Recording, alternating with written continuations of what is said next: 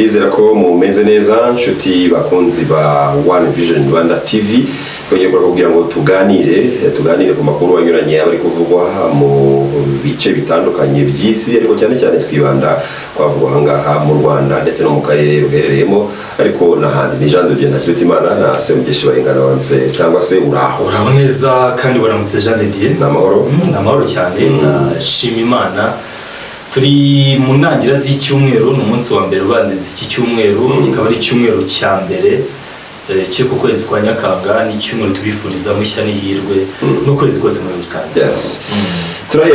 Turaza kuganira muri Repubulika ya Demokarasi ya Kongo ibihari, cyane amakuru haravugwa ko abarwanyi ba MRDP twirwaneho ndetse na M23 AFC M23 kuko kubatandukanye ubu ngubu rwose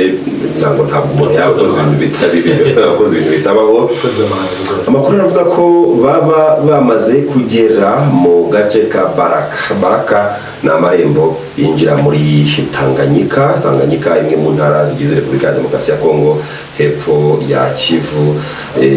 y'Amajyepfo. Hari video abantu baranayibona ahangaha, aho abasore rwose ubona bambaye imyenda ya gisirikare batambuka muri quartier, abantu bakomera amashyi bishima. Ariko rero mu bijyanye n'ibiro officiel ntabwo byari byatangazwa, yabari MRDP twirwaneho, yabari AFC 23 ntabwo babura babyitangariza. Ariko kandi turaza no ko igitangazo rya FARDC bavuga ko hari rwose drone zabamereye nabi, ndavuga muri Baraka, kandi izo drone ngo zikaba ari izo bo bavuga ko ngo ari za RDF AFC M23 bo ntabwo RDF bayisiga. Yego, iyo bavuga M23 uyitandukanye n'igisirikare cy'u Rwanda babigoye, akenshi uzabona bashyiraho slash cyangwa se akarongo kaberamye mu Kinyarwanda, M23 akarongo kaberamye RDF. Ariko nujya kureba mu itangazo FARDC bashyize hanze, bemeje ko umujyi wa Baraka warashweho na drone zo mu bwoko bwa TB2, drone z'abanyaturuki ziri advanced cyangwa se zihambaye, ziri kwifashishwa mu ntambara, na drone zikosha kayabo ka miliyoni nyinshi z'amadolari. Jean de Dieu, imibare igaragaza ko nibura minimum price ni miliyoni 6 z'amadolari amake ya nyuma, hanyuma naho na menshi nanone umuntu yakita ya nyuma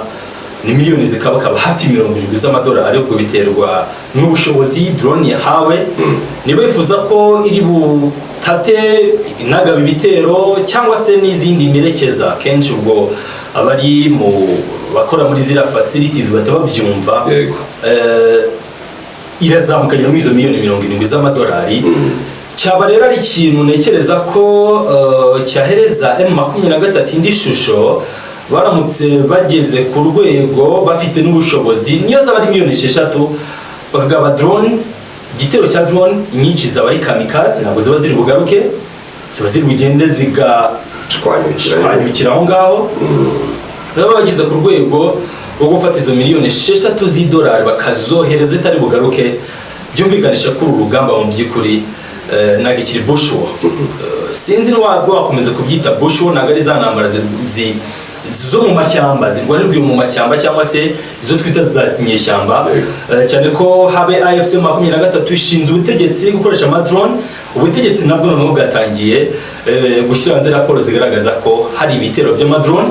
bari kugaba noneho mu mujyi nka Baraka. Kugeza ubu bigoranye kumenya status y'uriya mujyi, ese nibyo koko harimo barwanyi cyangwa se ni manipulation militaire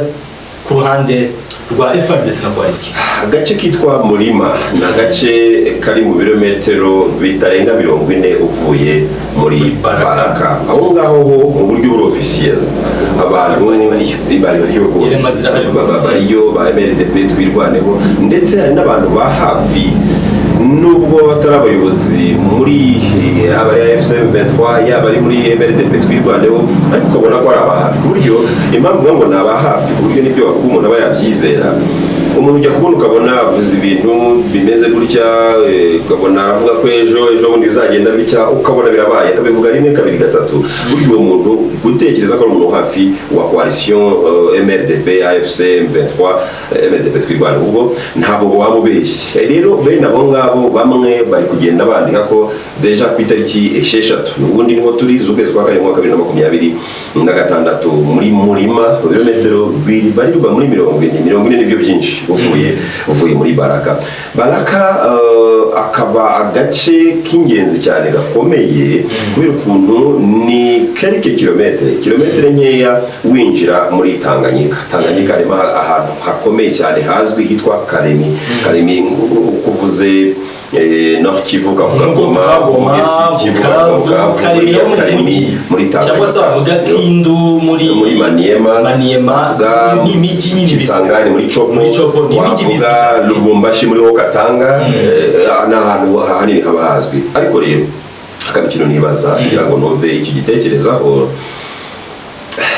kuri ubu ngubu AFC M23 twakunze kuvuga ko tudashobora gusiga twirwaneho MRDP twirwaneho nayo bitwishyiraho kuko barafatanya. Ni navuga ngo ubu aho bagenzura niho bahana umupaka n'u Rwanda. Nicyo gihugu cya mbere fully AFC M23 MRDP twirwaneho aho bagenzura mu buryo bwuzuye hana urubibe n'igihugu cy'u Rwanda hose fully aba kuva hepfo kugera haruguru. Ariko ndibuka ko Uvira ubwo AFC M23 yagiraga ibintu byabaye birebire abantu barabyibuka uko byagenze, ndetse AFC M23 inavayo yo ivuga ko ari uguhamahora amahirwe mu gihe abo kurundi Rwanda bavuga ko ari igitutu cyane igitutu cya Leta Zunze Ubumwe n'itegeko rikwasereka yego. None ubu ngubu ibyo bice byose turimo turavuga Murima, turavuga P0 nawo twahoze abivuga ko twaganiriye ubushize twabwira ko n'ubundi bita Colonel Rugabo Fidel avuga ko bashobora guhita bakomereza aho abanzi bahungiye. Bavugaga bavugaga yamaze gufatwa rwose na MRDP twirwaniye iyo ngiyo byararangiye. Ariko iyo tuvuga ibyo bice byose bisurrounding Uburundi nacyo cyazaba cyangwa fubanga cyaba igihugu bijyanye n'uko ibintu biri kugenda gihana umupaka gihana n'ubibe n'ahantu AFC M23 MRDP twirwaniye bagenzura fully. Buriya Jean de Dieu n'abakurikiye One Vision Rwanda TV biragoye cyane mvuge ko bigoye. M23 ifite ubushobozi bwo gufata ibice, ariko maintenance ni ikintu bagomba gutekerezaho. Ufata igice ni kimwe, ariko narebe noneho iki gice mfashe ubugenzuzi imibanire, uko buri gisirikare kigira umutwe wa gisirikare ushinzwe abasivile. Ari kwibuka neza uko cyitwa, bari mu nzego z'igisirikare baraza kutubwira ninza kubyuka nabikomozaho. Iyo nuzi bigoye no kuvuga ngo imibanire hagati y'ingabo n'abaturage, icyo gihe byabigoye. Cyo ni cyambere. Cya kabiri, igihugu cy'u Burundi nabyo turabivugaho gato. Uyu munsi hari inama iri guhuza opposition na President Evariste Ndayishimiye w'u Burundi. Benshi bamaze kugera Bujumbura, Derise Sangara hari witwa Martin Fayulu, twavuga naryo izina rinini muri opposition barahari. Secrétaire général wa Assemblée pour la République ya Moise Katumbi bariyo, Jean-Marc Kabundi arahari, n'andi mazina menshi muza komeye muri opposition ya Kinshasa nabo mu madini hari ni Senko ya Kiliziya Gatolika na ICC y'amadini cyangwa se Abaprotestant barahari, ndetse n'iyo Archbishop ya Pia barazi cyane no ARC nawe ari hariya rwose. Hanyuma rero ukuyeho ibi biganiro biri gushyirwamo imbaraga by'imbere mu gihugu, nabyo nabona ko ari ngombwa kuvugaho. Impamvu bitekerejeho nari mvuze ku Burundi bufite ingabo hariya, ndetse n'urugamba rwa P0 n'aha muri Baraka. Nureba message cyangwa se ibyo twirwana ivuga, iravuga ko iri kugenda ikurikiye cyangwa se ishaka gukura mu ngabo z'u Burundi. Bavuga ko zifite ingufu muri kiriya gice cyose muri karere k'imirwano. Hari izo ngabo z'u Burundi, hari FDLR iri hariya, ndetse na P5 yohoza n'umugaba mukuru w'igisirikare cy'u Rwanda Kayumba Nyamwasa yamaze kwamburwa impeta za gisirikare ariko yahoze ari lieutenant general umva bwo yakungaga yari lieutenant general iyo P5 iyo FDLR iyo FDNB gisirikare cy'u Burundi ingabo za leta ya Congo ndetse n'aba mercenaires uribuka by'imibare ngirango aba mercenaires 300 bo muri Salvador n'abandi ba mercenaires benshi iyo coalition iyo cocktail iyo siri hariya baremeza ko bari kwitsinda nayo poison nyine kuri biri mu bugenzuzi bwabo niyo baraka bari kwisha hanyuma rero cyo wibazaga ko Kivu zombi zihana imbibi n'u Rwanda biraza kugenda bite ko bari kwegereza ibice bihana imbibi n'u Burundi aha rero imibanire iri buze kugorana nibyo nakubwiraga nago imibanire iri buze kubakundira kuko na Uvira bayifata nubwo bavuga ko bahavuye ubategura ibiganiro by'amahoro ariko nyuma byaje kugaragara ko ari itegeko bari yariti ni itegeko bahawe ribakura hariya nabo kandi ubwabo barabyumva kubera ko ibihugu cyangwa se igihugu arabahana imbere igihugu cy'u Burundi ni igihugu bahanganiye cyangwa se aba barwanyi bahora bigamba ko batsinda izo ngabo z'icyo gihugu ubwo rero kwiringira ko iyo mipaka nibo Uvira muyifite iyo Kavimvira n'indi mipaka yose iri hariya mu kibaya muri près de Ruzizi ahubwo Burundi na Congo buhana imbibi uri bwizere ko umutekano hari abarundi nabo bari buze gutuza kubera ko Red Tabara avuga ko ari umutwe twitirwanya ubutegetsi ariko mu gisirikare ubanziriza yindi yego hariya irwanya ubutegetsi bw'u Burundi uri prominent kurusha indi Red Tabara iri mu bice mwitwa ko mwamufite ubwo nibyo bice bya Uvira na hehe kuko raporo za FDN bizigaragaza ko iyo batavuze kiri Kigali mu Rwanda bavuga ko iri muri Kivu y'Amajyepfo ubwo rero kuza kwihanganira iyo Red Tabara niyo mikoraniro ubwayo bakeka ko ijisho rishobora guhorerwa irindi kubera ko FDN byaruhije M23 nayo hafashe hariya Wano Red Tabara sida habwa umwanya ngiye ibyo yikorera hano za Gatumba na Bujumbura na Kavimvira gukomeza muri bira bice byose muri zira zone ziri hariya aha rero imibanire cyangwa se kwemera no kumva ko agenzurwa n'aba barwanye ba M23 ukabyakira ukoko ibumoso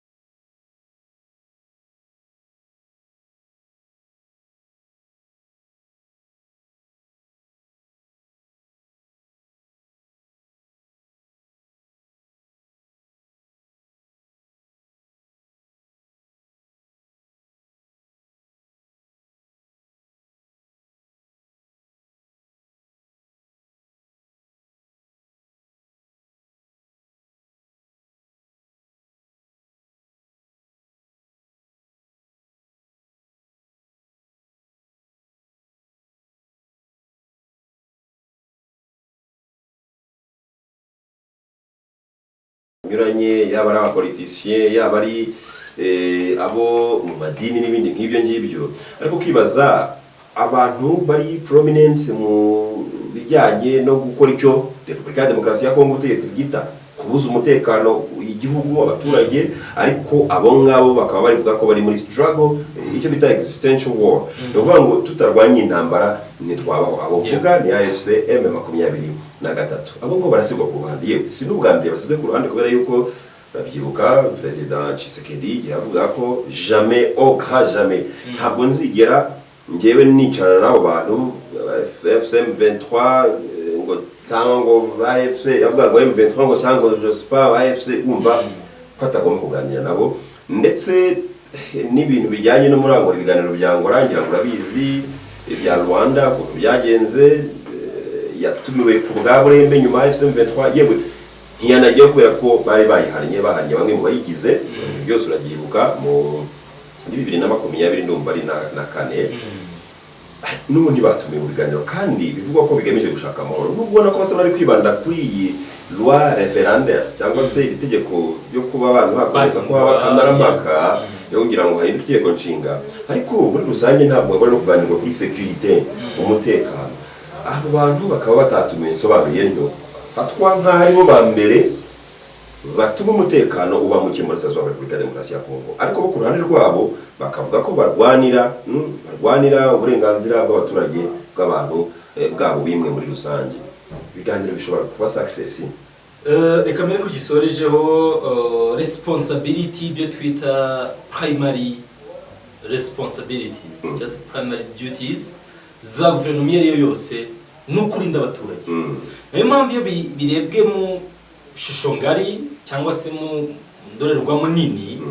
ntabwo M23 bavuga ngo iri kurinda abasivili na Kinshasa ivuga ko iri kurinda abasivili ngo bumve M23 ubutegetsi buzwi bwemewe ni muri Kinshasa nibwo bufite inshingano ya mbere yo kurinda abaturage hanyuma M23 wayita muvoma wayita coalition ntago iremerwa nk'ishyaka barishyira muri opposition cyangwa se ishyaka riri aho wenda ushobora kwihuzana niyo sake uretse ko ibyo bidashoboka ubwo rinamutse ribaye n'ishyaka yaba opposition ntabwo baremerwa ntabwo no baravuga ko ari ishyaka reka dukomeze tuyibare nka coalition ariko ifite military wing ifite imbaraga M23 yo ndi kuyivuga nje nibona nka menace mu bya gisirikare ntabwo nyibona nka menace mu bya politiki hanyuma rero iyi 664 baba Martin Fayulu Dereise Sangaka Jean-Marc Kabundi Moise Katumbi n'abandi nandi mazina manini aba nibo menace politically nguvuga ngo nibo bashobora gushyira igitutu mu bya politike ya pression diplomatique tuvuga hagati y'ibihugu aba nibo bashobora kuyirema gakunda kubera iki bari buvuge amoko arenga igihumbi n'indimi nk'izo gakondo abakongomani bose babiyumvemo mu gihe iyi M23 twakita coalition iyo ivuze 90% yumvikana mu Rwanda ukagera no usanga ingengabitekerezo yaba ideology n'abitwa Rwanda ubwabo bose nibarayakira kimwe kenshi muzabona bitandukanye nabo umurenge igice kinegerutse kwa President Evariste Ndayishimiye bavugira mu ruhame bavuga ko batifuza ibikorwa nubwo bifuza ko M23 kugera hari bivuze ko na cya gice kinini cyabo twafite Rwanda nabo ubwabo ntabwo bamwumva harimo igice kitamuka bitabagambanye ndetse ko ari bake cyane nubwo ari umubare muke ariko ufite ikisobanuro barako baruzinduko ruri mu byavuzwe cyane muri karukara ndetse kandi wanabonye ko hari cyo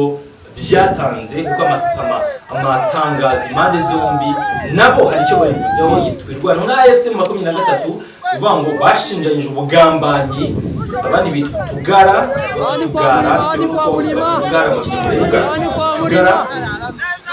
bitana amazina menshi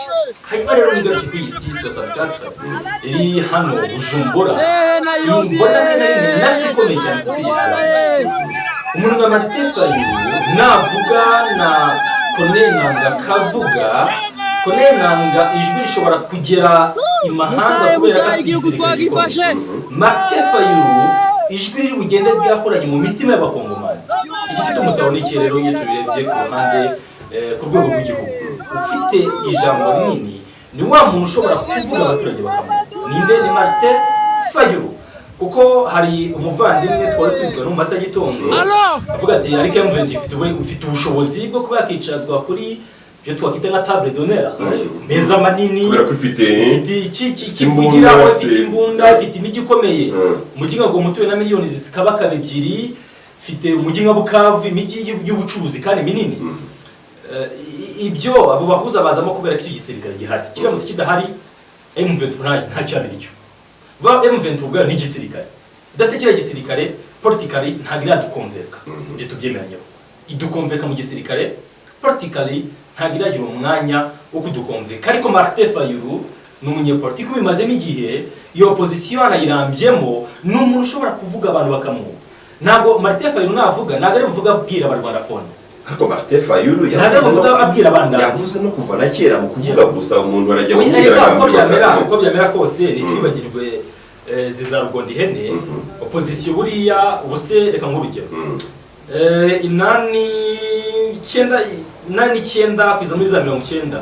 nibwo uyu wahoze ari umusirikare colonel muri Uganda Kiza Besigye sibwo yatangiye opposition muri za 90 gutyo umunanya za 90 uko yashwanye na Museveni rwose ashize nk'imyaka 2 kuri 3 bafashe Kampala.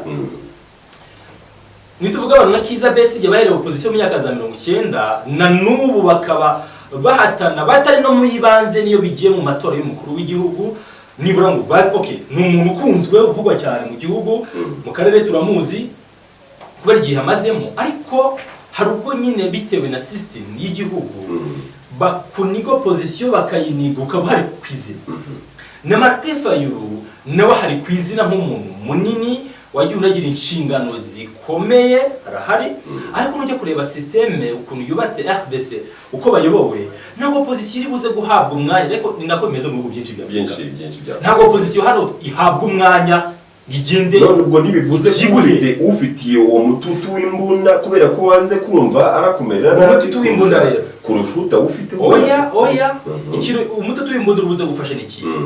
ukuvuga ngo umuntu mu bya gisirikare afite ibyo yagukangisha ikindi kare buriya M23 buriya nicyo reputation nikivuga buriya subwa mbere n'ubundi baba bavuye hano mu bice by'uburasirazuba ngo bagende paka bagere Kinshasa bashaka gusubiza amaso inyuma mu myaka nka 27 ishize bakavuga batari ko AFDL ya Laurent Désiré Kabila yarabikoze AFDL yarabikoze muri za 1997 bavuye hano mu burasirazuba paka Kinshasa bakareba bagasanga wenda no mu myaka yakurikiyeho RCD zombi Goma na Kisangani barasunikanye bwo iyo hino yari ya RCD Goma yari ya Pasteur Inde Ruberwa hanyuma Goma RCD Kisangani yari ya Wamba Diawamba bakareba bakabona izo nazo zarasunitse mpaka Kinshasa nabasha kugira icyo kize, ariko navuga ko igihugu kiracyari cya kindi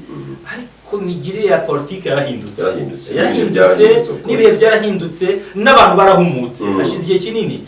ntago iyo politike y'imbunda n'umututu ari gikuraba okay haraho bikunda mu makudete birashoboka, ariko ibyo byo kuvuga ngo vuye mu burasirazuba mpaka Kinshasa oya kwera iki President Felix Tshisekedi yaragiye ahobera n'ikitwa mari diplomacy yaragiye abo bakagukikiye